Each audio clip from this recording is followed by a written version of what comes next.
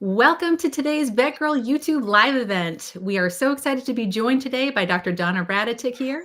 And today we're going to be answering the question of what makes a diet gut friendly. Now, whether you're in general practice, specialty practice, ER, we all see plenty of cases of diarrhea, right? So knowing what to feed or what not to feed can be a real game changer for these patients. So I'm really excited to have Dr. Raditic here with us, and she's going to help us better understand how to help our patients with these challenged guts. And as I'm glancing over at our audience, I can already see some familiar faces here. Yeah, we've got our friends from Portugal. They never miss an event. That's awesome. And they already know what I'm going to ask next, which is where are you all logging in from? So if you wouldn't mind, take some time to just chime in here and let us know. I see Hawaii. Awesome. Martha's Vineyard, Massachusetts. Well done. That's awesome. This is great. We love connecting with our global audience here. So keep typing away where you're joining us from today while I get some introductions. And I'm going to kick it off by introducing myself. My name's Amy Kaplan, or Kaplan Zattler. There is a hyphen in there. And I'm a small animal criticalist working VETgirl by day and ER by night. And I'm logging in from chilly Omaha, Nebraska, where the weather has finally just decided that it is in fact winter here. So we've just recently gotten some snow, and today is -8 degrees Fahrenheit, super cold. But I know Justine's actually got me beat in that department. So I'm going to hand it off to Justine now for introductions. Justine. Hi, everyone. Welcome. Always love seeing everyone come from all over the world. Thank you so much for joining us today. I'm coming from cold Minnesota. They canceled school today because it was -17 at the bus stop without wind chill. But I felt like the kids could have handled it. But anyway, so I'm warm in my office and looking forward to today's Blue Buffalo sponsored webinar. You guys are in for a treat with Dr. Donna. She's amazing. Awesome. And Dr. Raditic, would you mind letting us know where you're logging in from? Well, Amy, it's Donna. Okay.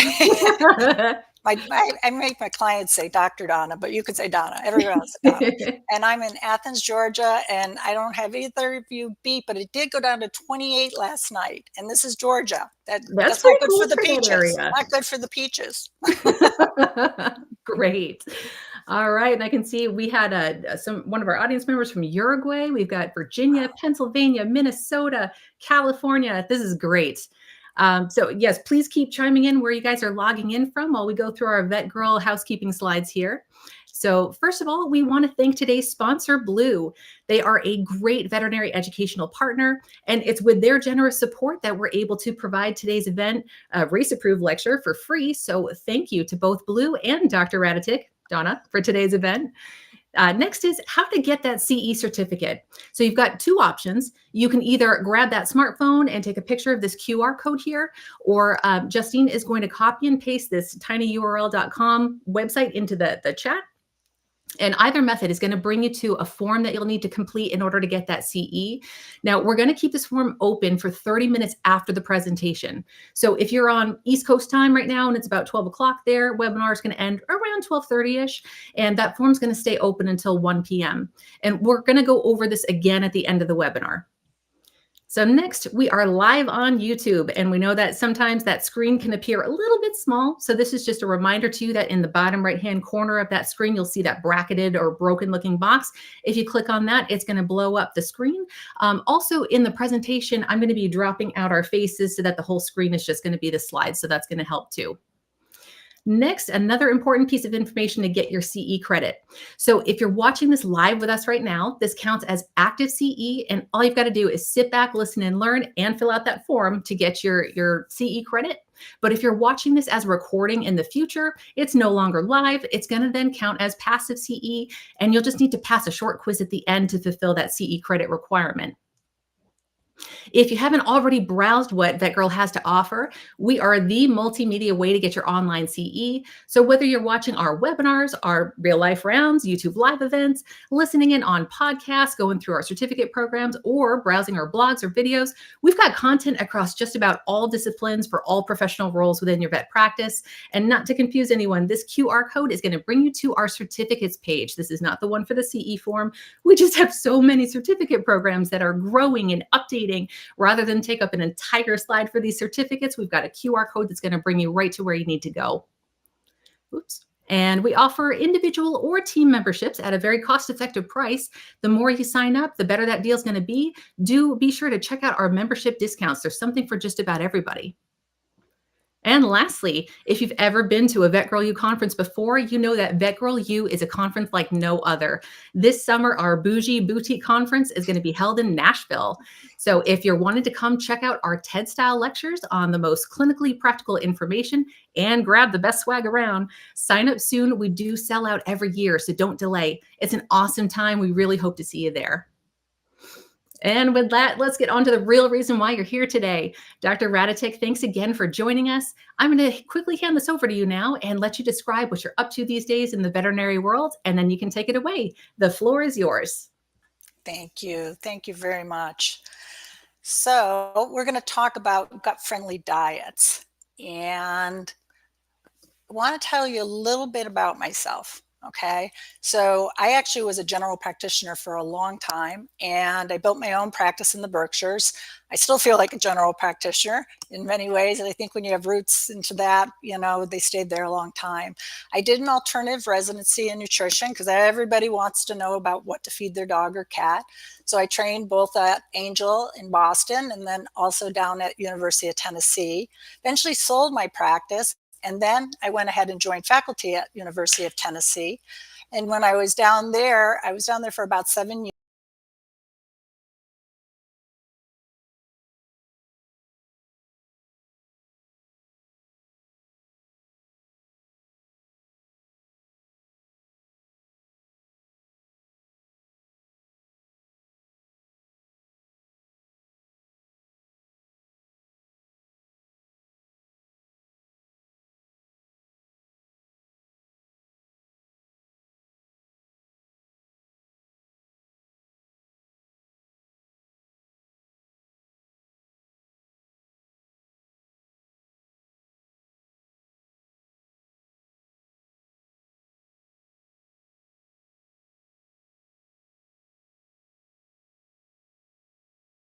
Functions and gut healing. That's what we call nutrients of concern. So let's talk about some of these things. I want to talk about digestibility. So we're looking for what we call high digestibility diets, and that's because the gut functions are impaired. Digestibility in food means that there's the portion of nutrients that actually go and absorb and digest and help the body. They go into the body. They're utilized. So to give you an example, if I'm feeding a dog 300 grams of food a day and they poop out 50 grams of food, we would say she or he absorbed 250 grams. That means that food has about an 83% digestibility. Over-the-counter diets, they have a huge range, anywhere from 60 to 80% digestibility. But our veterinary therapeutic diets are usually 80% digestible or even higher. Sometimes higher fiber diets will have lower digestibility, but all in all, the proteins and fats and carbs in those veterinary therapeutic diets are what we want and what to be digestible. And here's an example. I want to give you an example of some of the nutrients of concern. Oh, Amy Kay, I'm going to have you go back one. Yeah, so our nutrients of concern. First of all, we got to think about calories. Is our patient losing weight or overweight? So what's the calorie content? Fat is real important for GI. We're usually looking for moderate or low fat type diets because fat is, the way I describe it to clients, it's a huge molecule and it takes a lot of robust GI functions. It's got to be mixed. So you need the stomach mixing it. You need bile and you need all these digestive enzymes. So you need a healthy, robust gut to handle fat. When they've got GI disease, that gut's not functioning good. And the other thing fat does is it slows the motility down. It just goes, it's like a brake effect. And we want to look for omega-3 fatty acids, those famous fish oils, because they have anti-inflammatory effects and our GI patients have inflammation.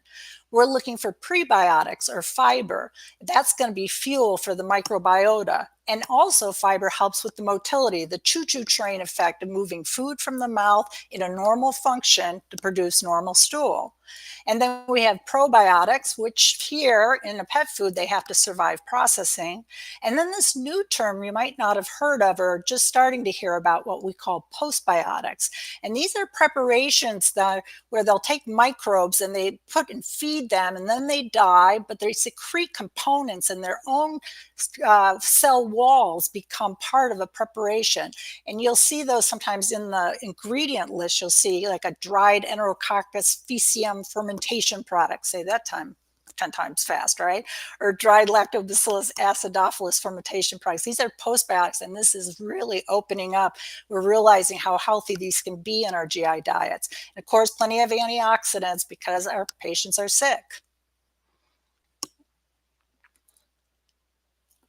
And then on our next slide here, I've offered up some of the GI diets that we have out there, veterinary therapeutic options, and I categorize them this way for me. Just keep it simple. I think of GI diets, our Hills ID, our Blue GI support. You can see the list here. And then I think of GI low fat. So your GI diets have moderate fat, but then we have lower fat versions. And again, we'll have the GI support low fat by Blue. We have Royal Canin's GI low fat. Then I think of GI high fiber diets, and those can be the, the RDs, and then Blue has one. It's a weight management, so it's got lots of fiber. The M stands for mobility. They put lots of omega-3s in that, so that's a real nice combination. And also then we have Purina has a fiber balance as well as their OM. And then we have this hydrolyzed category where we have the ZD, and Blue has an HF. We have HA, Purina's HAs, and Royal Canin. Then we have this new ZD formulation from Hills that's an ultra hydrolyzed, ultra low fat, okay? And the other one is Royal Canin's low fat, and these are pretty new diets. We'll talk more about these going forward. So again, gut friendly is digestibility. The proteins, fat, and carbs are going in the body with the vitamins and minerals, not out in the poop. Our hydrolyzed proteins are really digestible. We used to talk more about maybe them not being as antigenic, okay, stimulating the immune system like an antigen. But we think really the strength of these hydrolyzed diets, what's coming out is that they're even higher digestible because the proteins are in little snippets and can be absorbed rapidly. We also think about prebiotic and fiber, soluble fiber, insoluble, fermentable, non-fermentable. So what's in the ingredient list are beet pulps, pumpkin, potato starch, flaxseed, chicory, inulin. We've got those probiotics that survive processing. They may be spore formers. We have the postbiotics, those healthy metabolites and cell walls that are stimulating gut cells. We have the fish oils, the EPA and DHA for inflammation, modulating the immune system. And then you'll look in the ingredient list on these GI diets and you'll see individual amino acids added, things like glutamine or lysine, and even taurine and carnitine. And why are they in there? They're in there because the gut isn't absorbing things as well. So they're getting higher amounts and better absorption from your veterinary therapeutic diets. And these are needed for healing. And then, of course, the antioxidants for healing and optimal gut function. So in client speak, when I'm trying to talk to them why I'm using a veterinary therapeutic diet, this is the spiel I give. I tell them I want higher digestibility. And what I tell them most important is over-the-counter diets are average diets for average dogs and cats, average healthy dogs and cats. We're talking about a GI patient here, either an acute GI, chronic GI. We're no longer healthy, okay? We have a problem. So we need a veterinary therapeutic diet. And I can know all the nutrients in that diet. I have total transparency. I can look it up, or I can call the company for support, ask them for help. What's the best diet to use? What's in that diet? What's the nutrient profile? They have better quality control in these diets.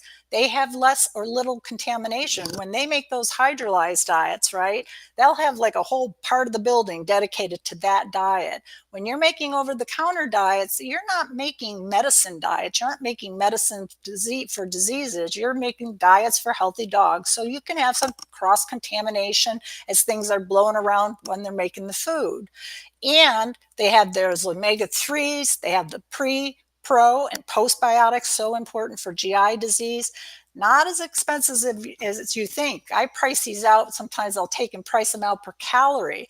And some of your over-the-counter super premium diets, they're pretty expensive. They can be your veterinary therapeutics or healing the gut can become very cost effective. And also, they need my approval. And what I tell people is that the veterinary therapeutic diets, they almost carry a higher liability because I'm in the game too, because I have to sign off or kind of tell you that you can get these diets. So over the counter, healthy, average, that's fine. More about marketing. The science really comes in when we talk about veterinary therapeutic diets. So that's kind of the spiel I'll use when I'm talking to clients so that they understand. So when you're dealing with a GI patient, the first thing you think about is this just an acute GI problem or a chronic GI? We know an acute GI problems usually clears up on its own, and it's that garbagitis, the dietary indiscretion, intestinal parasites, maybe they put them on a drug reaction or giardia, something like that. But chronic GI, or what we call chronic enteropathy, is defined as those GI signs, diarrhea, vomiting, GI signs going over 3 weeks. Or, and this is important because this is what I think we're missing that chronic enteropathy can be intermittent bouts of GI symptoms. So they have diarrhea, and then 2 weeks later, they are in again with diarrhea. And then a month later, they're back with diarrhea, maybe some vomiting. I'll give you some examples and we'll talk about this. Going back to the acute diarrhea, though, I do want you to know now from this guideline, 98% of acute diarrheas, even if they have blood, plus or minus blood, 98%, most common, mild disease. We no longer want us to be heavy-handed with the antibiotics, and I've done it too. You reach for the metronidazole, right? We want to stop doing that. And even when they have maybe moderate disease, maybe they're feeling kind of punky and they've got a little blood or dehydration, we want to give them some fluids, sub-Q, IV. If you want to watch them in the hospital, fine, but still no antibiotics. We really small, probably less than 1% can have severe disease. There we've got fever, we've got sepsis, elevated white counts. They're dehydrated, you give them fluids, nothing's happening. They're just punky and laying on the floor. That's the only time, and what they're recommending most often is Clavamox. And the reason is our heavy-handedness with the antibiotics and these acute diarrheas that are generally going to turn around, throwing the Metron at them or the Tylosin or whatever, we're really disrupting that microbiota. And some people are wondering if maybe these acute with heavy-handed antibiotics might kind of be rolling towards chronic enteropathy over time. Something for us to all think about and know. Another thing I want you to think about that'll help you select a veterinary therapeutic diet is this slide. Talks about small bowel disease versus large bowel disease and the signs that are associated. So usually in appetite, the small bowel, maybe it's decreased, but it's normal for large bowel. We might see some weight loss with small bowel. Don't often see it with large bowel. Our vomiting is more small bowel, not so much large bowel. How much they go and urgency, that all goes to the large bowel area, right? Are they straining? Another large bowel sign. Mucus, okay, that's coming from the colon, so that's more large bowel. And then blood. Well, if it's that dark tarry stuff, we're thinking small intestine. If it's that bright red drops of blood, okay, that's large bowel. And stool volume. Sometimes they have mixed patterns and you're not sure, but if they have kind of a tendency to be one or the other, we can sometimes just kind of lock on that to help us pick which diet we want to use for our GI patients. So now again, I've listed them in my category, and I'm going to tell you my opinion. I think for your acute diarrheas, a small intestine or maybe mixed, not quite sure, you're really safe using a GI diet, a moderate fat diet, or maybe if they're maybe a little sicker, making you a little bit nervous, maybe you want to drop the fat a little bit more because maybe they got a vomiting issue and fat kind of, again, slows everything down, the acid pools and they upchuck, okay? So maybe go into a GI low fat. Or again, you're not sure. You won't be wrong with either one. When I think large intestine, I do like to have fiber. So then I'm reaching to these diets, which are going to have fiber and moderate fat. But if you used it for small intestine or mix, you're not going to go wrong. You still got that moderate fat. The fiber will probably maybe soak up some of the acid. But then we go to the hydrolyzed. That's where the line gets drawn. That's where the chronic enteropathy patients need to be. They need to be, and most of us internal medicine and nutritionists are using hydrolyzed or the GI hydrolyzed low-fat diets for these patients, these chronic enteropathy. And protein-losing enteropathy, where we're seeing them losing protein, cholesterol, hypercoagulability, sick dogs, they really, really need the ultra-low-fat hydrolyzed diets. I do homemade diets as well, but if I'm using any type of veterinary therapeutic diet, it's going to be hydrolyzed or the ultra-low hydrolyzed, low-fat hydrolyzed. So here's Clara, and she has acute GI. She vomited food and bile this morning. She's got loose diarrhea, no blood. Kind of, to me, these are small intestine signs. And then on physical, she's quite alert, responsive. TPR is normal. Her abdomen's got a little bit of gas, rectals, loose stools. So in the old days, we kind of used to fast. I rarely fast these dogs. What I would do with Clara is I would give her a plan to go home. I wouldn't hospitalize her. But what I do is I often will have them pick up the water bowl. If they have a big water bowl, some dogs will vomit and they'll go to that water bowl. They tank up on water and they just spew it all out. And when they do that, that scares the owner. So I'll tell them, pick up the water, maybe put a quarter cup of water down or put a little broth or offer her some ice chips. And then throughout the day, maybe offer a little bit more water or broth until you know you can safely leave it down and she's going to run over there and tank up on a huge thing of water and just vomit like that. And if she doesn't do any more vomiting, we're going to start feeding her. I'm not going to wait because the gut it needs food to heal. We need to heal the gut and we need to get the motility going. So a tablespoon of maybe a GI, veterinary GI or GI low fat every 8 hours. And I make this real specific, 1 tablespoon every 8 hours. And the last feeding should be before bed because that long stretch with no food is no good. You want to have food going through because it'll soak up acids and digestive enzymes and promotes motility. And then Clara, day 2, 3, and I write this all down, it's all spelled out, you're going to up her to 2 tablespoons every 6 hours, last meal before bedtime. Day 4, 5, I'm going to go up to a quarter can of GI, Q6 hours, last meal before bedtime. And then on day 5, I'll start to do a transition plan. So I have them check in with my technician, and we do this to treat and no antibiotics. What do we learn?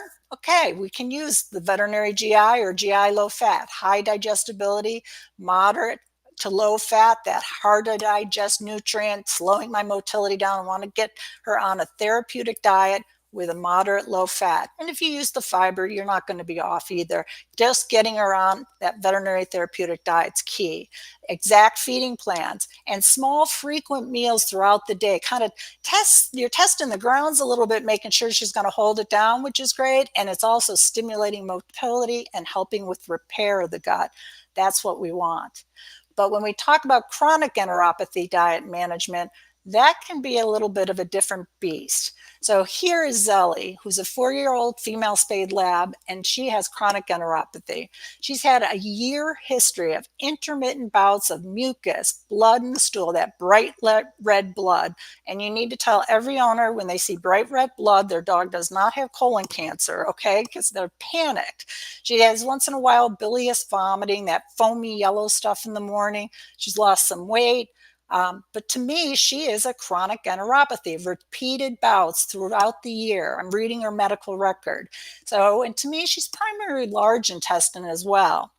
So when I look through her record, this is what I'll do. I'll take notes. And so the first time she hits the ground with her colitis and that large bowel, she's got urgency. Her vet puts her on an over-the-counter diet, the sensitive and skin GI dry, okay?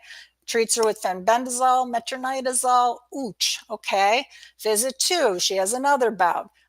He uses the veterinary GI can, good. But we do some fenbendazole and we try some tylosin. Little antibiotics, we're getting hit here. Then we recheck her and her stools are better on that GI can. We've got that's positive, but he has her transition back to an over-the-counter diet.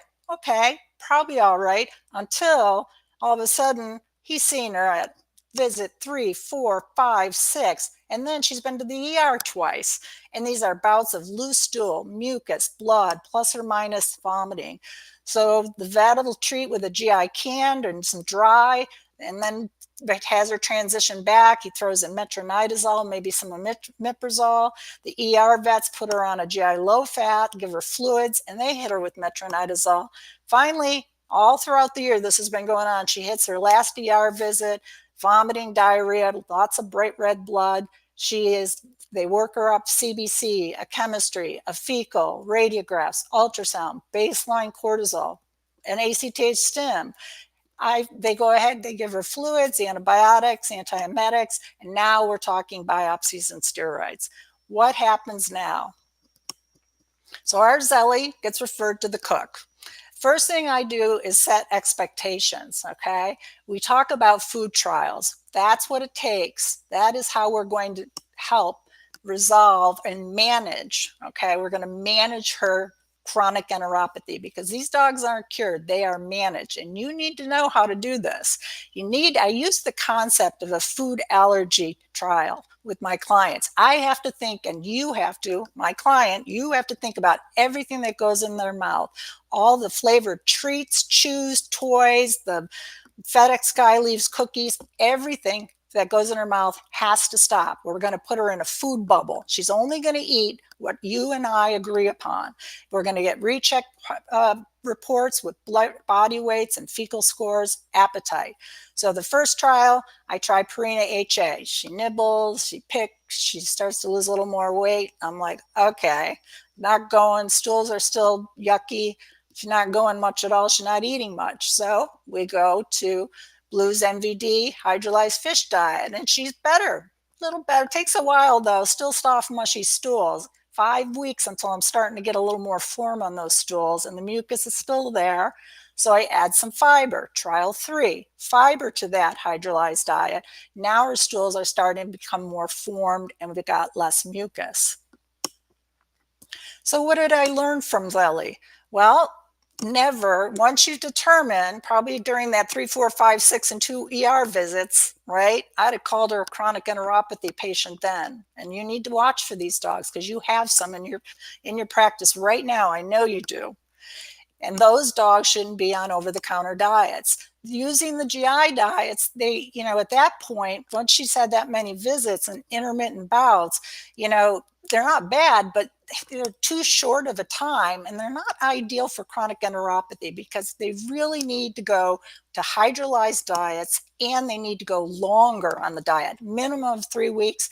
And most times, almost all the time, they're living on these hydrolyzed diets. Once you determine she's got chronic enteropathy, and what we've learned from chronic enteropathy is that most dogs are food responsive, 30 to 70%.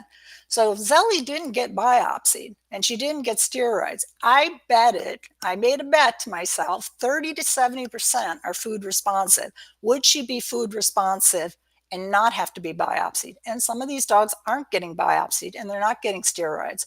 But if Zelly continued to lose weight, continued to deteriorate after my multiple food trials, and I'll go through sometimes 3, 4, 5, 6, long as she's staying stable and I'm making some ground, okay, or holding her, then I'll keep going. But if she fails and starts going south sick and I'm losing weight, then maybe it's time to talk biopsy and immunosuppressant. But I'm betting if I've got somewhere between 30 to 70%, I can maybe turn her around with food, and just getting the client educated is the way to do it. So what have I learned from too many Zellies and chronic enteropathy patients? And what am I still learning? Because every time I get one, I learn something more. Set your client expectations. That's how you get compliance, okay? Tell them it's going to be trial and error, multiple food trials, lifelong management. And even with lifetime management, a dog like Zelly will still have some bouts. They're not cured, okay? They've got to be prepared. There may be some flares or bouts, and I give them something to do during those bouts instead of running to the ER. Bright blood does not mean colon cancer. It means let's back the food down, okay? Take the food down maybe to half, or maybe just give her a couple, again, at a tablespoon, multiple small meals. Most of chronic enteropathy patients are food responsive, so they may not need to be biopsied in drugs. Use that food allergy concept. Thing I'll do if they have a bout. Did somebody give them a cookie? Did the FedEx guy leave cookies again? I told you about that. What about the flavored medicines? Did somebody give her a medicine that is a food flavored? Flea tick, heartworm. I keep them in that food bubble. I tell them, oh, is there a bee sting? Has somebody slipped up somewhere? Did that cause the problem, that bout? Feeding plans, small, frequent meals, bedtime meal. We're told not to eat before bed, okay? So you really need to emphasize that it's better for her gut not to be empty. It's soaking up the acids, and you're gonna only use my treat list. Oh, you wanna try something that's not on my treat list? Well, okay, if we're gonna change, we only change and do one thing at a time and wait and see what happens. So I'm gonna let you try, oh, you wanna try blueberries? We'll try blueberries, but that's the only change we make during that time. No problem with blueberries. Okay, that can be added to the treat list. One change at a time. And again, I hand them handouts. I call them like my poop emergency kits. Okay, I'll give you the poop kit, and these will be what you do when you have a bout, so you don't have to run to the ER, and when you should go to the ER, of course. So at this point, I'd be happy to take any questions.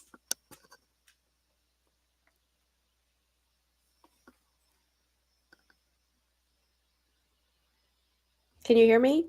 Yeah, I can That hear was you. amazing, Donna. Thank you so much.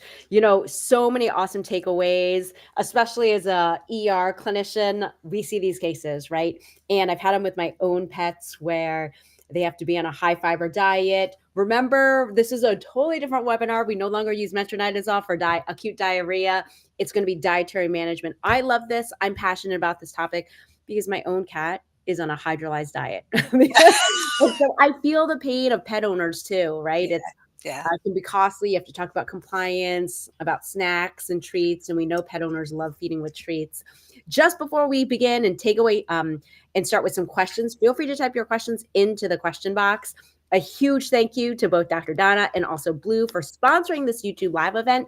And if you didn't already fill out the survey, please make sure to fill that out. You have to fill it out within the next 30 minutes in order to get your CE. But more importantly, you have to fill it out with the email address that's associated with your VETgirl account, whether or not that's your free or your trial paid account. Okay, it'll show up under my credits or my account to get your CE certificate there. All right. So with that, let's jump in and answer a couple of questions. Now, one of the questions that I see here is, and it's a great question from our friends in Portugal, in case of chronic enteropathy and potentially other disease, maybe they have chronic renal failure, maybe they have heart disease, what type of diet do you choose when you have to balance other comorbidities?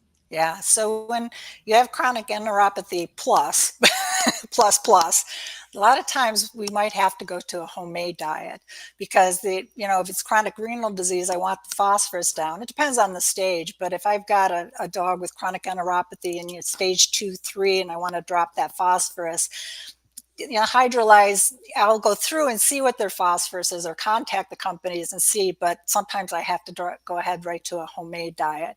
And again, that's why we're thinking, and I don't make novel homemade at that point because I'm not looking at the hydrolyze as really being novel anymore. I'm looking at it as more digestible. So I might make like a tilapia and whitefish diet for renal and GI friendly. All I can say is thank goodness for people like you because I did not do any of that stuff. So I always recommend when in doubt, you always want to refer your pet owner for more complicated cases to a board certified nutritionist who can help you with this because we want to make sure we're managing these patients correctly. Now, the classic case I see is the Yorkie that's gotten at least 2 refills of metronidazole in its lifetime on the RDVM paperwork. And instantly that to me, this dog comes in, it's a little pot-bellied, it has severe protein losing enteropathy. And as we know with some breeds of dogs, I see Labradoodle or Doodle mixes in the comments, they're not going to eat with the belly full of fluid. And when you tap their belly sterilely, it's usually a pure transitate, right? It's usually very, very low protein food because they have no protein. How do you get these patients to eat? For me, I never believe in like starting that hydrolyzed diet or that diet specifically in the hospital, especially with picky Yorkies. But Right. any tips as a nutritionist? Yeah, I mean, I get some referred to me, and we sometimes I talk about feeding tubes in those dogs, and we'll put feeding tubes because then we can get meds in and we can get food in what I want them to eat or they're not going to eat. Some of them might be borderline enough, and it's really like you're saying, are they already, they've got ascites, and they're not going to eat anything, they don't feel well. So feeding tubes, sometimes I'll get some that are a little bit not as far advanced, and I really will start almost building a diet, like they'll be just getting pieces of white fish or pieces of chicken and our baby food, and just seeing, and sometimes we'll use appetite stimulants. I'll play with those to see if they have any effect. But I can tell you they are scary, scary dogs, and I have them check in with me with their regular vet. We're just monitoring them very closely because you got to just get them somehow stabilized.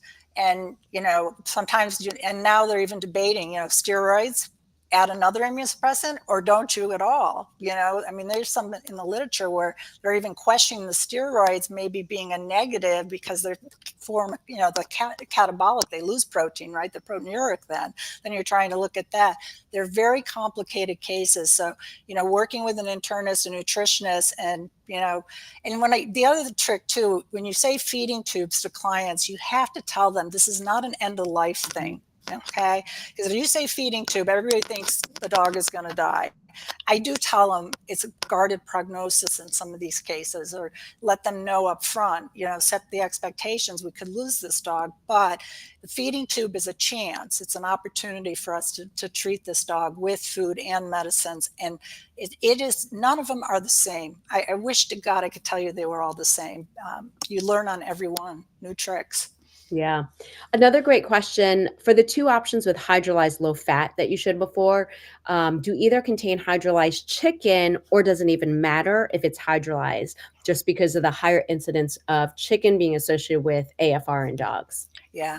So it doesn't matter because the concept of hydrolyze is they take that chicken protein, which is a long strand of amino acids, they chop it into snippets of peptides, and the peptides go beyond the radar of the immune system. Okay. So I'm not looking whether it's chicken, soy, even, or fish, or where it's coming from. I'm more often looking at kind of like for the phosphorus case for a kidney dog, or will they eat it? Okay, maybe for whatever reason, one company versus the other, or one, will they get it into them? That's what I'm looking at. And I'm thinking of them more as just snippets of peptides, almost like, that's what elemental is. I mean, that's even more so because that's an amino acid derived diet. So yeah, you're right. They're exactly right. Awesome. Thank you so much. And just so you guys know, this is on YouTube. So if you want to watch it again, if you guys have questions, you're more than welcome to watch it again. You can watch it with your staff. Again, you only get continuing education for the half hour for the live if you filled out that form. So you guys should be all set as long as you fill that out. Okay, let's just do one or two more questions.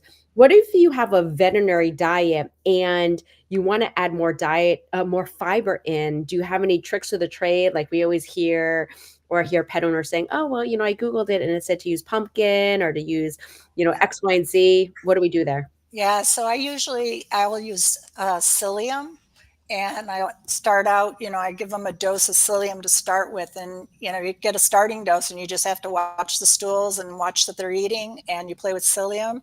My other go-to is cellulose, which is insoluble. It's like wood chips, okay? And sometimes I'll use both. And again, I would love to tell you I could hand you a cookbook for every dog, but it becomes trial and error. My go-to will start with psyllium, see what I get with the dose, starting dose, maybe increase. And that's what I did with Zelly, is increased, and she responded to the psyllium. Had she not, I might have held the psyllium and added the cellulose and see what happened. Okay, maybe titrate that and see. That nothing happened, then I'd pull the psyllium out and see if cellulose alone does it. It is trial and error. There is no diagnostic test that I can tell you will tell you it's cellulose, it's psyllium. I wish there was. That's the way it is. And that's why you have to talk to the clients, right? And let them know. And they've got to keep in that food bubble, keep them in the food bubble. I think you just summarized veterinary medicine. There's not always a clear-cut cookbook answer, right? You just got to go with the flow and work with what you have. There's more than one answer. So great point. All right, last question. We're not going to talk specifically about cases, but what do you do, or should we care if a dog is showing chronic bloating? Obviously, the criticalists and, Cappy and I worry about GDV, but like if you have a chronic bloating patient, a chronic gassy patient, does that require a hydrolyzed diet, or, what's our approach there? That the dog to me is a chronic enteropathy dog. It's not vomiting diarrhea, but it's got a motility problem. I'd be working that dog up for its motility. And again, you're probably, even with a workup, imaging, everything you do, ultrasound, biopsy, everything you do, you may come up totally empty, and we do. And guess what? You're back to trial and error. So you have two choices. You can work the hell out of that dog, do an ACTH stim. I've even repeated stims on dogs. Believe it or not, I do not just cortisol. I test them for aldosterone pre and post as well. I mean, so you can work the hell up out of them, and sometimes you don't get an answer, and you're back to food trial again. And you're going to be doing food trial during the workup, by the way, to figure out too. So they're frustrating cases, but that dog has a motility problem. You may never nail it. You have to play with food. And I may lean towards hydrolyzed and fiber, and playing with fiber on that too, to see if I can get the stimulation. And sometimes those dogs too don't eat real well. And some of them I'll do homemade, because then I really have like all those things I can move at once in a homemade diet, fat, fiber, whatever I want, a little easier than I can sometimes with the therapeutic diet. Yeah. Thank goodness for nutritionists and internists. I'm telling you, some of these cases are chronic, and you want to make sure that you're advocating for your pet and your pet owner as much as possible, and resolving a lot of these more subtle signs. But I agree, it could be something enteropathy wise that needs to be worked up, that pet owners don't always appreciate that. Yes. Well, I just want to give you a huge shout out. Awesome YouTube live event. Loved your lecture. Always learned so much listening to you. A huge shout out to Blue for sponsoring this and being able to provide everyone a lunchtime or breakfast or wherever you are in the world, 30 minutes of CE. And we never get thanks as veterinary professionals. A huge thank you to you guys, because you guys are the ones, holding down the fort. You guys are the one busting it, working with clients as best you can. And really appreciate all that you do, because we don't often get that thanks. And again, don't forget to fill out the form. It's going to close in about 30 minutes. And otherwise, we will see you on the next VETgirl webinar. Thank you again, Dr. Donna. Thank you.